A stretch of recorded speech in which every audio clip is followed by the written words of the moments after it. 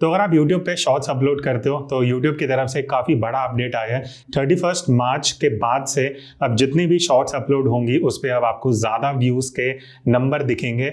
अब क्या इसका फ़ायदा है क्या नुकसान है उसकी बात आगे डिटेल में करते हैं, बिकॉज मैं कुछ यूट्यूब वीडियोज़ देख रहा था, कई लोग बोल रहे थे कि इससे बहुत बेनिफिट होने वाला है, आपको ज़्यादा व्यूज़ आएंगे, आपको ज़्यादा पैसा अर्न करने का ऑप्शन मिलेंगे।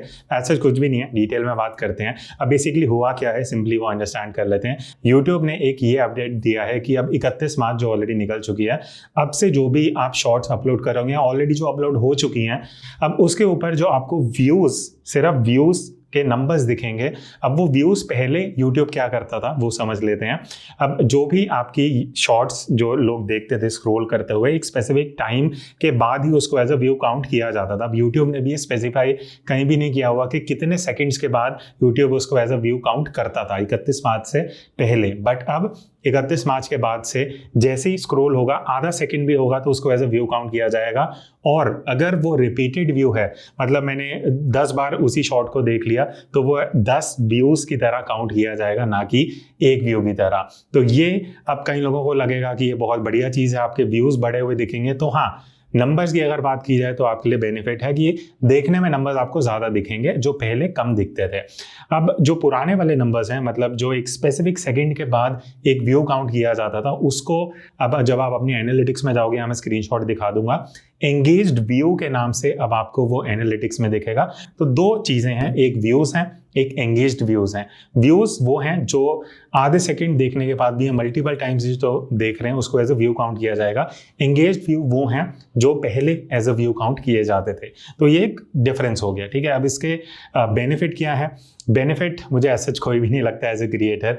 रेवेन्यू का आपको कुछ फर्क नहीं पड़ेगा, क्योंकि जो आपको व्यूज़ के बेसिस पे पैसा मिलता था पर मिलियन व्यूज़ या पर 1000 व्यूज़, जो भी चीज़ें रहती हैं वो सेम है, क्योंकि वो एंगेज्ड व्यूज़ के बेसिस पे ही काउंट होगा। वो व्यूज़ के बेसिस पे रेवेन्यू जनरेट जो हो रहा है वो नहीं होगा, वो एंगेज्ड व्यूज़ पे होगा। सिमिलरली जो आपका वॉच टाइम पूरा होने के लिए जो क्राइटेरिया था वो भी एंगेज्ड व्यू के बेसिस पे होगा, नॉर्मल व्यूज़ के बेसिस पे नहीं होगा। ये सिर्फ आपके जो नंबर्स, अब आपको शॉर्ट्स वाले जब आप कैटेगरी में जाओगे वहाँ जो नंबर्स देखेंगे वो व्यूज़ वाले दिखेंगे एज कम्पेयर टू पहले जो एंगेज्ड व्यू वाले दिखते थे। तो देखने में नंबर ज़्यादा दिखेंगे, वो बस आपको खुद को तसल्ली देने के लिए है। अब ये चीज़ आती है कि ब्रांड्स को ज़्यादा नंबर्स, ज़्यादा व्यूज़ दिखेंगे, तो देखो एजेंसीज और ब्रांड्स भी स्मार्ट है। अब वो जब आपसे एनालिटिक्स मांगेंगे तो वो शॉर्ट्स के व्यूज़ भी मांगेंगे, एंगेज व्यूज़ भी मांगेंगे।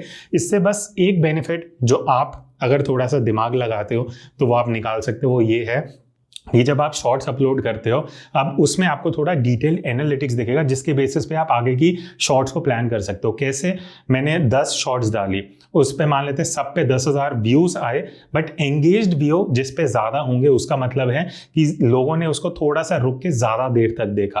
तो वहाँ पे आपको ज़्यादा डिटेल में पता लगेगा कि देखो नॉर्मल व्यूज़ तो लोगों को दिखते हुए पता लग गए स्क्रॉल करते हुए, बट एंगेज्ड व्यू वो हैं जहाँ पे लोग थोड़ा सा देख के लोगों ने आपके साथ एंगेज किया है, आपका कंटेंट अच्छा लगा है। तो जिस वीडियो पे एंगेज्ड व्यू ज़्यादा होंगे, वैसी जो शॉर्ट्स हैं वो आप ज़्यादा रेगुलर बेसिस पर अपलोड करोगे तो आपको कहीं ना कहीं बेनिफिट मिल जाएगा। तो यही एक छोटा सा अपडेट है, ज़्यादा कंफ्यूज करने की ज़रूरत नहीं है।